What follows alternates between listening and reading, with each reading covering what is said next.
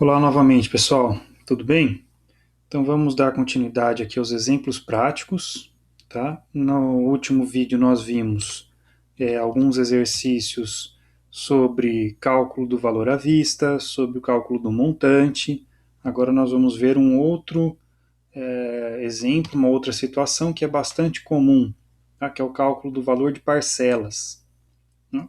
Principalmente comuns para situações de comerciantes, né, pessoas que vão vender alguns itens e pretendem parcelar esses itens e querem saber, por exemplo, o valor dessas parcelas, né, colocando juros para sair no valor correto. Bom, então neste exemplo, um marceneiro recebeu uma encomenda de móveis, os quais orçou em R$ 5.000 à vista. Então, ele fez um orçamento para um cliente de R$ 5.000 à vista por esses móveis encomendados. O cliente pediu para parcelar em 10 vezes esse valor. Sabendo que o marceneiro cobra 1,3% ao mês de juros para parcelar, qual será o valor das parcelas desse negócio? É natural que comerciantes, lojas, enfim, cobrem juros para parcelar os valores, né, de algum item que elas estejam vendendo. Bem? Então, como que eu calculo o valor das parcelas, colocando esses juros embutido nesse valor? Tá? Fica assim, ó.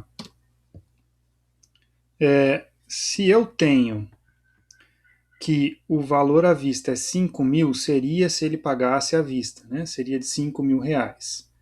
E que o cliente pede 10 parcelas e que a taxa de juros cobrada para parcelar será de 1,3%, eu tenho esses três dados de novo. O que eu quero saber?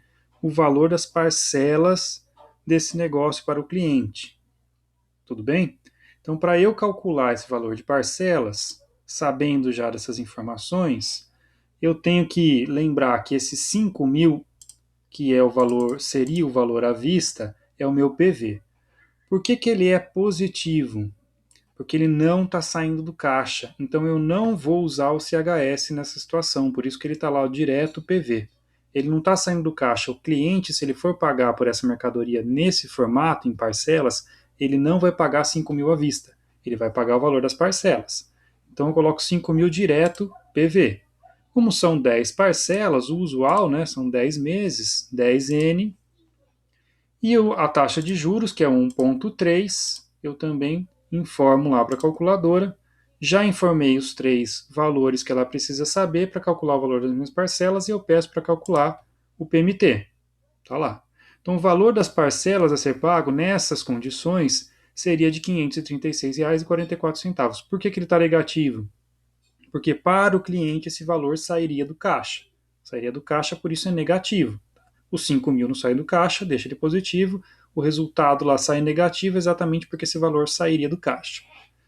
Uma outra perguntinha interessante de se fazer e de se responder é essa: e o total a ser pago? Para depois a gente comparar com a situação seguinte que eu vou apresentar aqui para vocês. Que é bem simples de calcular. Se são 10 parcelas de R$ 536,44, o total que esse cliente pagará nessa situação aqui vai ser de 10 vezes esse valor da parcela. Portanto, R$ 5.364,40.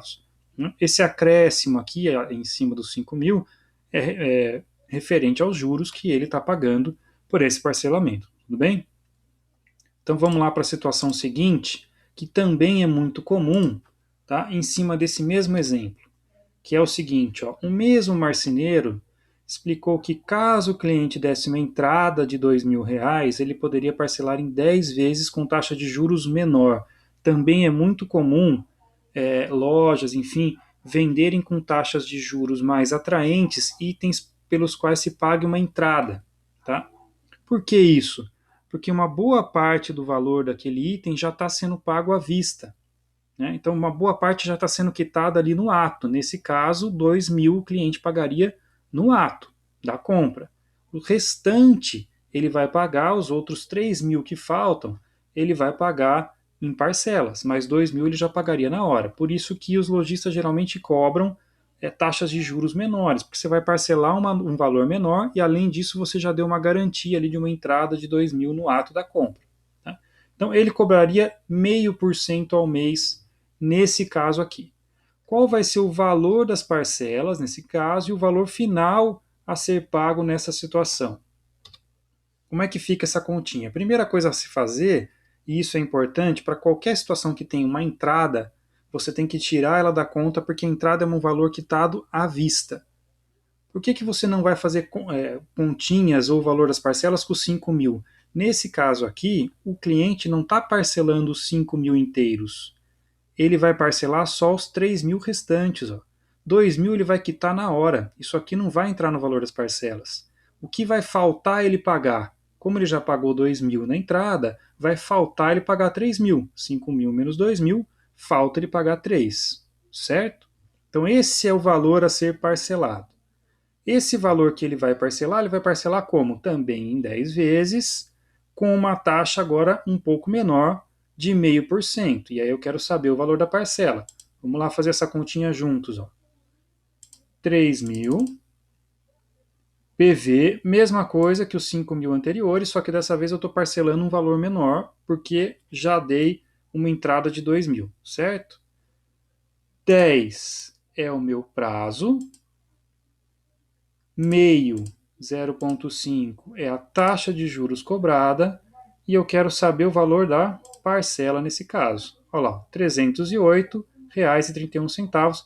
A mesma coisa que o outro caso, negativo, porque essa parcela sairia do bolso do cliente, tá? Então, para a calculadora financeira, que pensa como fluxo de caixa, esse valor vai sair do caixa do cliente.